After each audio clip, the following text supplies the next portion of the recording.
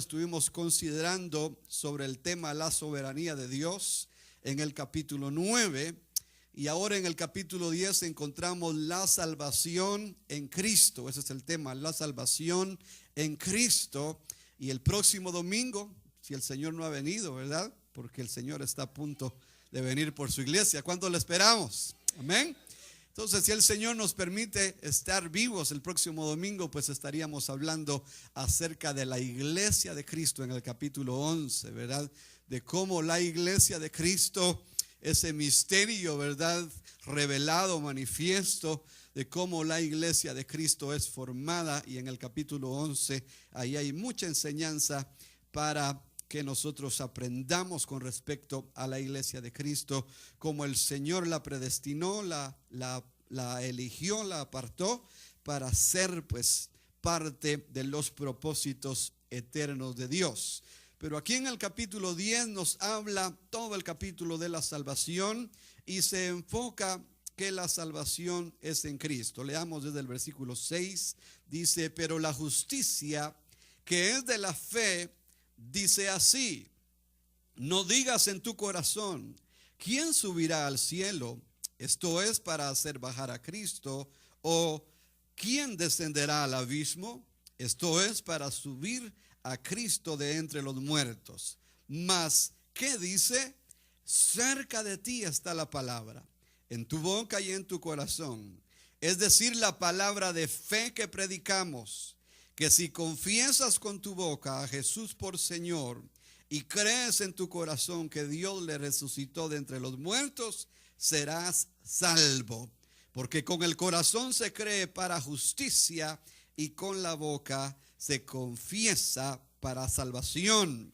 Pues la Escritura dice: todo el que cree en Él no será avergonzado. Muy bien, vamos a orar y vamos a pedirle al Señor de que Él nos hable a través de su preciosa palabra.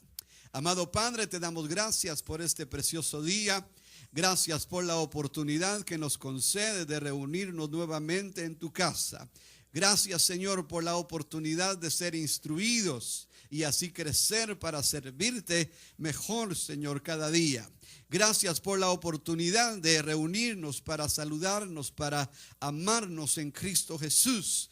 Gracias, Señor, porque en todo tú obras tu propósito en nuestras vidas. En todo tu nombre es glorificado a través de la alabanza, a través de la adoración, a través del servicio, a través de la predicación, de la proclamación y de la enseñanza del evangelio de Cristo Jesús. Señor, tu nombre es glorificado en todo lo que hacemos, en todo lo que decimos, Padre, y declaramos, Señor, que tu presencia está en medio nuestro para bendición, para provecho nuestro, Padre. Gracias por todas tus bondades, por todas tus bendiciones, Señor, porque día con día somos participantes de tu amor, de tu bondad, de tu misericordia, Padre. En el nombre de Cristo Jesús te agradecemos y en el nombre de Cristo Jesús también sometemos todo ambiente en tus manos, Padre. Echamos fuera de cada mente y de cada corazón todo sentimiento contrario,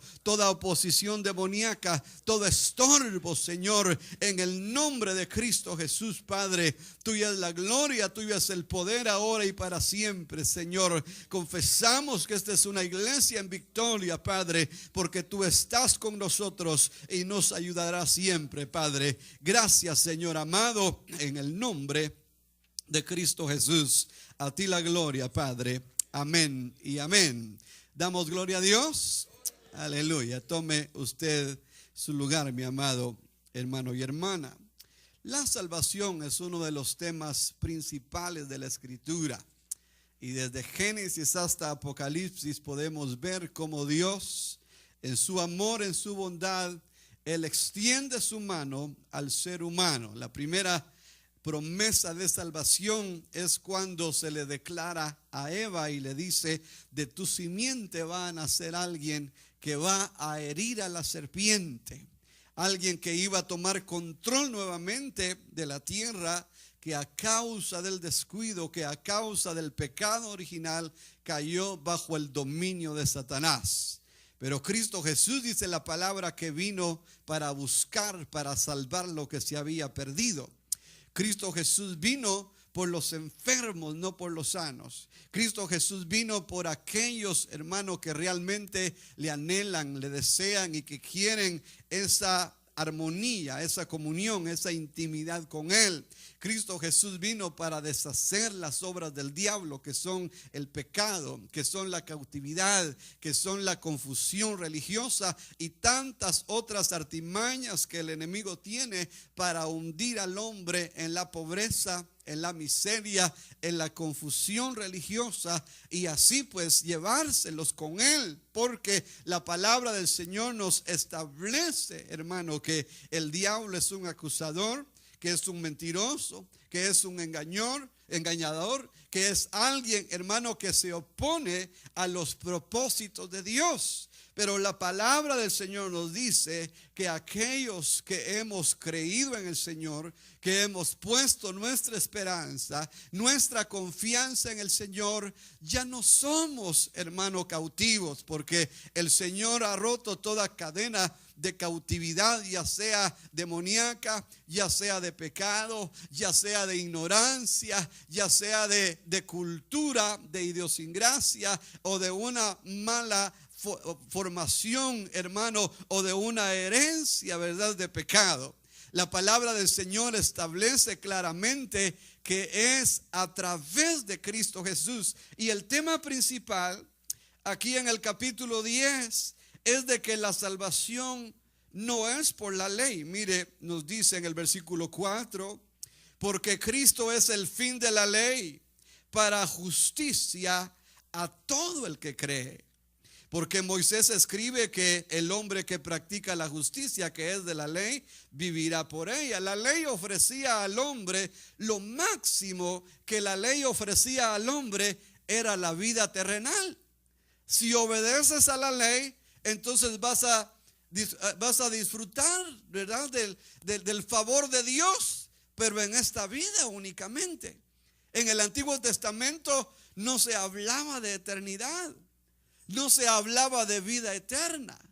La ley era nada más para esta etapa, porque la ley era nada más preparar al hombre, hermano, para que cuando Cristo viniera, que las promesas de Dios se hicieran reales a través de Cristo Jesús, porque dice la palabra de que por medio de la ley nadie puede ser salvo. La ley es impotente de salvar al hombre. Pero Cristo Jesús, hermano, Él vino, dice la palabra, Él vino para darnos vida y para darnos vida en abundancia. Dice, de tal manera amó Dios al mundo que dio a su Hijo unigénito para que todo aquel que cree en Él no se pierda, mas tenga vida eterna. La vida eterna, la salvación, el perdón, la justificación, hermano, es posible únicamente en Cristo Jesús. Dice allá en Efesios capítulo 2, porque por gracia sois salvos. No es por medio de la fe, dice. Dice, no es por obras para que nadie se gloríe, sino que la salvación es por la fe, pero una fe puesta en Cristo Jesús. La religión no salva a nadie. La iglesia no salva a nadie. El hombre es impotente de salvar a nadie. Solamente en Cristo Jesús, dice la palabra, y en ningún otro hay salvación, porque no hay otro nombre debajo del cielo dado a los hombres en el cual podamos ser salvos. Porque hay un solo Dios y un solo mediador entre Dios y el hombre, y ese mediador es Cristo Jesús. El apóstol Pedro hace esta declaración: Señor, ¿a quién iremos? Solo tú tienes palabras de vida eterna. Y nosotros hemos creído y conocemos que tú eres el Hijo de Dios. La palabra del Señor establece que la salvación nuestra es única y exclusivamente a través de Cristo Jesús. Cristo Jesús dijo: yo soy el camino, la verdad y la vida. Nadie viene al Padre sino por medio de Cristo Jesús. Dios Padre autorizó a su Hijo y lo declaró. Dijo: este es mi Hijo amado en quien estoy agradado.